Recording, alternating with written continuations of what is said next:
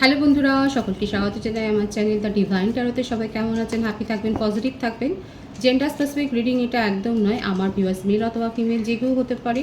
Timeless collective general energy pick করা হয় বলে সবসময় সব কথা কিন্তু আপনার সাথে রেজোনেট নাও করতে পারে।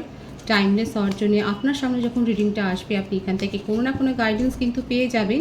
সর্বোপরি রিডিংয়ের এনার্জি যদি আপনার সাথে ম্যাচ হয়, পুরো রিডিংটাই আপনার। All zodiac sign base reading, কয়েকটা রাশি সিগনিফিকেন্ট থাকে বলে আমি সেগুলোকে মেনশন করে দিই। আজকে দেখে নেওয়ার চেষ্টা করব আপনার পার্টনারের ট্রু ইন্টেনশনটা কী, আপনার কারেন্ট এনার্জি ডিভাইনের গাইডেন্স থাকলে সেটাও দেখে নেওয়ার চেষ্টা করব। ডিভাইন গাইড করবেন আমার ভিউয়ার্স যার কথা ভেবে রিডিংটা দেখছেন, তার ট্রু ইন্টেনশন কী। আপনি রিলেশনশিপের হ্যাপি মুমেন্টস ভাবতে পারেন, পার্টনারের নামটা ভাবতে পারেন, তার ছবিও ভাবতে পারেন।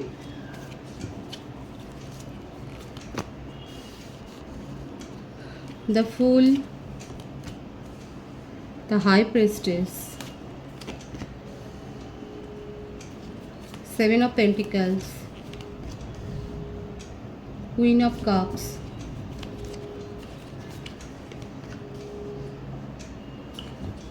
Ten of Cups। আপনি যার সম্বন্ধে রিডিং দেখছেন তার রাশি কর্কট রাশি হতে পারে, বৃষভ রাশি হতে পারে, বৃষভ কন্যা মকর রাশি হতে পারে, কর্কট বৃশ্চিক মীন রাশি হতে পারে।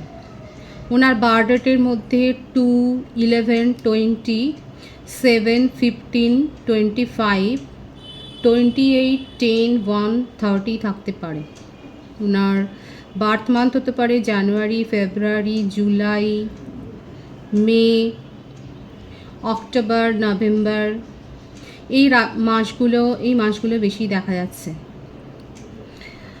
একটা ইম্যাচিওর এনার্জি দেখা যাচ্ছে, হতে পারে যে আপনার যার সাথে রিলেশনশিপ রয়েছে সে আপনার থেকে বয়সে ছোট, সেটা হতে পারে। উনার মধ্যে ইম্যাচিউরিটি একটা যে নেচার রয়েছে সেটা দেখা যাচ্ছে। সব কাজ হুটপাট করে সিদ্ধান্ত নিতে উনি পছন্দ করেন। নিজের জীবনে যে সিদ্ধান্তই নিয়েছে সেটা যে অনেক বিচার বিবেচনা করে নিয়েছে সেটা নয়। আর এই জন্যে আপনাদের রিলেশনশিপে অনেক বেশি অন অফ সিচুয়েশান তৈরি হয়েছে, কারণ কোথাও মন টেকে না, তার কোথাও যে এনার্জিটাকে স্থির করে রাখবে সেটা নয়। ট্রাভেল করতে ভালোবাসেন, খুব স্মার্ট লুকে থাকতে পছন্দ করে। যাদের পার্টনার এরকম তারা অবশ্যই বলবেন। তার ওপর একটু কুসংস্কার আছে, একটু অন্ধবিশ্বাস আছে। সকলেই সব কাজেতেই খুব অল্পেতেই চমকে যাওয়া বা নজর লাগা, এই ধরনের ব্যাপারগুলো উনি খুব মানেন। নিজের প্রফেশনাল লাইফের ওপর বা যদি স্টুডেন্টও হয় সেখানে প্ল্যানিং কী করে করতে হবে সেগুলো নিয়ে ভাবেন। সব কিছু ভেবে ফেলেন কিন্তু তারপরে সেগুলো কাজে আর পরিণত করতে পারেন না, কারণ ইম্যাচিউরিটি দেখাই যাচ্ছে প্রত্যেকটা জায়গায়।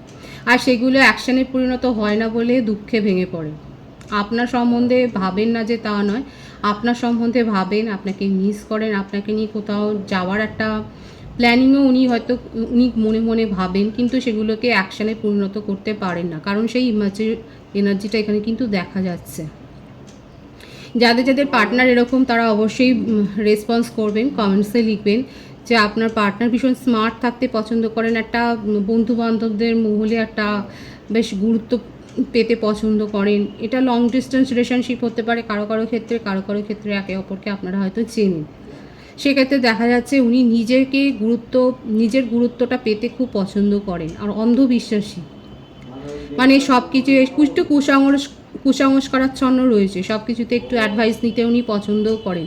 ওনার জীবনে এমন কেউ রয়েছে যার কথা শুনে উনি চলেন, যার একটা ডমিনেটিং নেচার আপনার পার্টনারের ওপর রয়েছে, তার সাথে উনি পরামর্শ করেন। সেটা ওনার বেস্ট ফ্রেন্ড হতে পারেন বা মাতৃস্থানীয় কেউ হতে পারেন, মোটমাট ফ্যামিলি থেকেও হতে পারে, ফ্রেন্ডের মধ্যে থেকেও হতে পারে।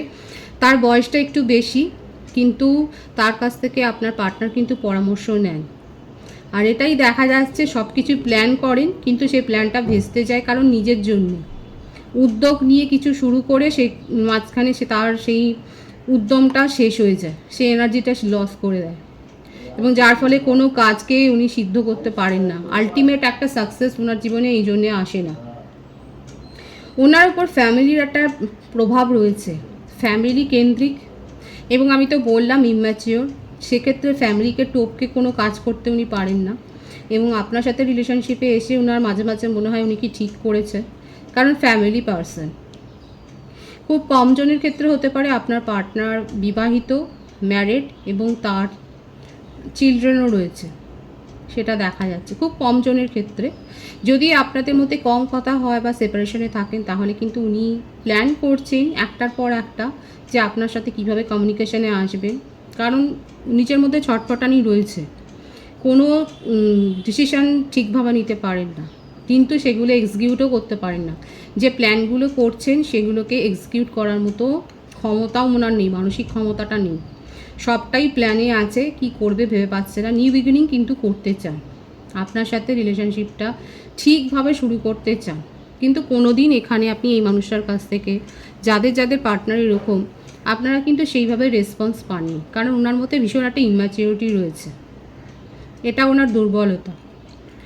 যারা যারা এরকম রিলেশনশিপে আছে তারা খুব ভালো করে জানেন যে আপনার পার্টনার কোনো প্ল্যানিং ঠিকভাবে করতেই পারেন না। আর তার জীবনে এমন কেউ রয়েছে, ফিমেল পার্সন বেশি দেখা যাচ্ছে, জেন্ডার স্পেসিফিক নয়, কিন্তু তবু বলবো এমন কেউ রয়েছে ফিমেল পার্সন যার পরামর্শ মেনেই উনি চলেন এবং কিছুটা কুসংস্কার বিশ্বাসী, তার কথাই কিন্তু চলেন।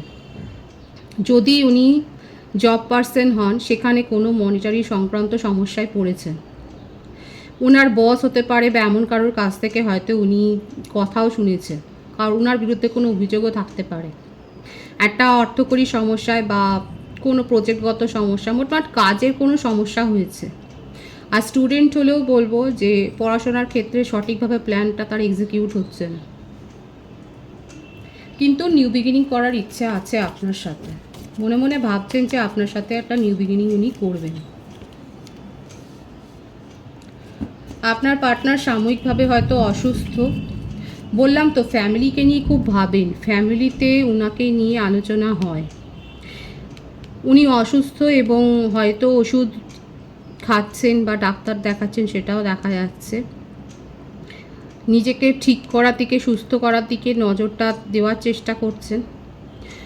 কোনো একটা কাজ হয়েছে, আমি তো বললাম, হয়তো যদি জব পার্সন হয় তাহলে জবের ক্ষেত্রে কোনো সমস্যা হয়েছে যেটা নিয়ে গসিপ হয়েছে, বা ফ্যামিলিতে উনার এই চালচলন নিয়ে হয়তো গসিপ হয়েছে, সেখানে মোট আপনার পার্টনারকে নিয়ে গসিপ হয়, কারণ ওনার চালচলনের জন্যেই, এই অস্থিরতার জন্যই ওনাকে নিয়ে গসিপ হয়।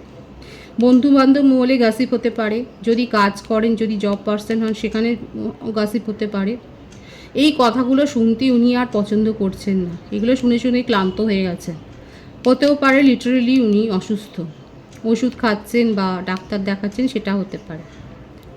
এখানে দেখা যাচ্ছে আর ফ্যামিলির প্রভাব ওনার ওপর খুবই রয়েছে, সেটাই দেখা যাচ্ছে যে ফ্যামিলির প্রভাব রয়েছে, ফ্যামিলির একটা টেনশন ওনার মাথার উপর রয়েছে। আপনার সাথে সেপারেশনেই আছে, কারণ এই রকম একটা ইম্যাচিওর কাউকে নিয়ে চলাটাও একটা সমস্যা বহুল।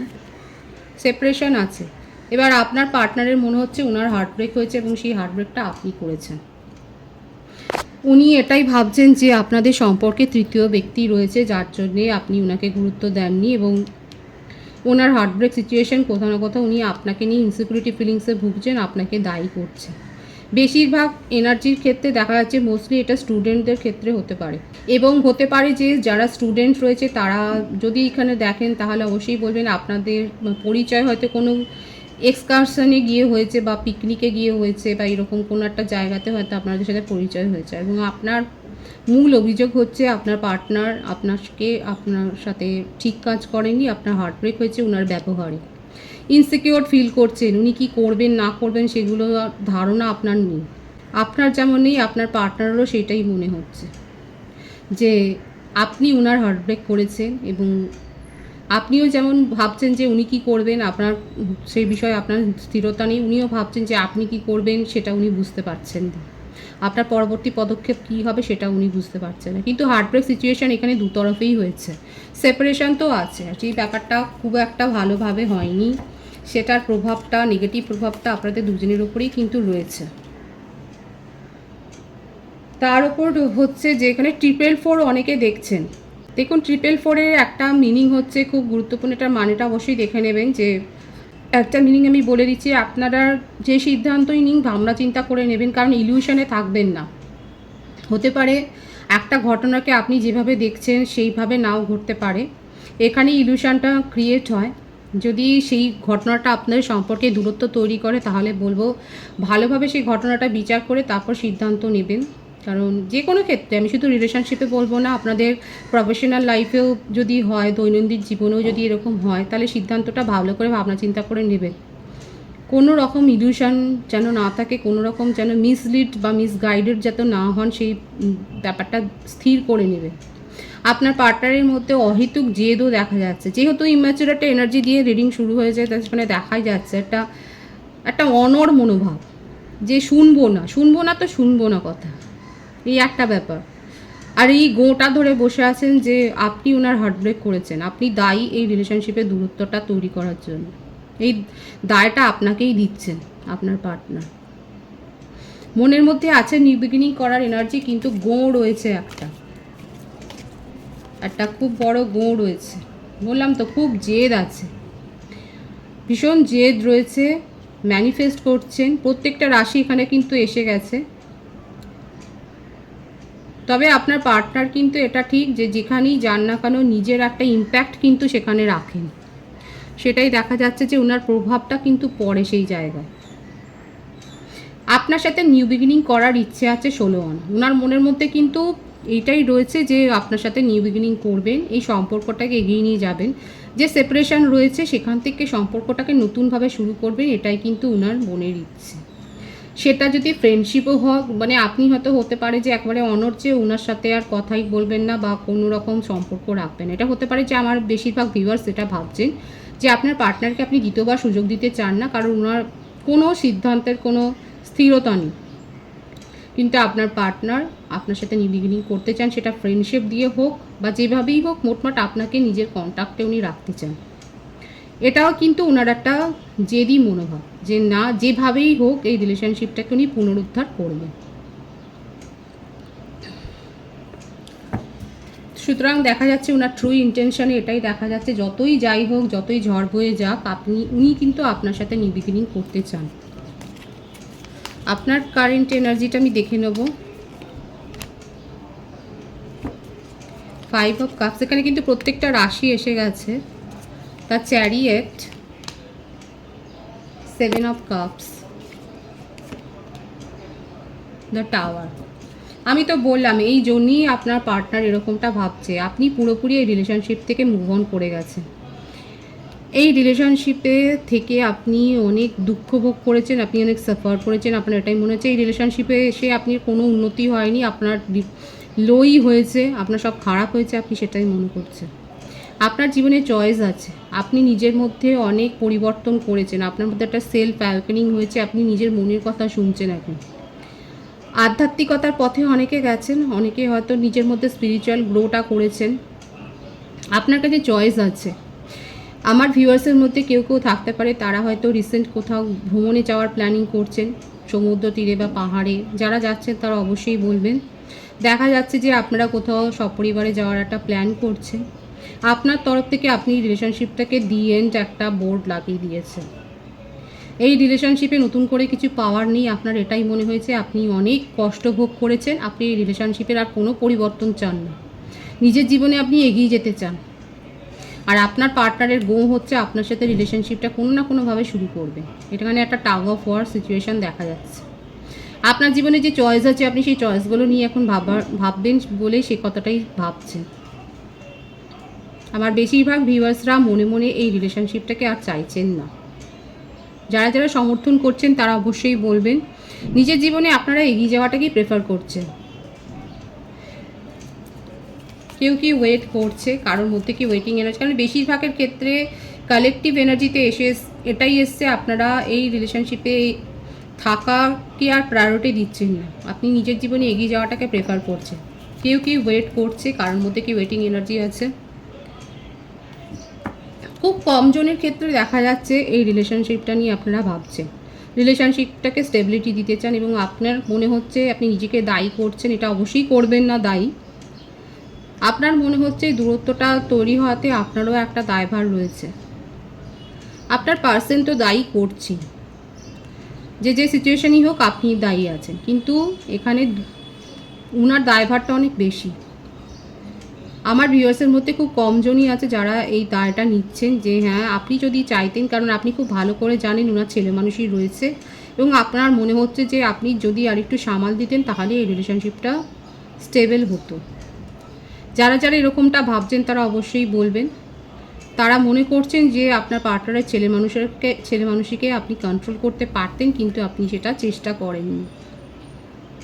এটা অনেকের ক্ষেত্রে কিন্তু মনে হচ্ছে, এবং তারা ওয়েটিং এনার্জিতে রয়েছে।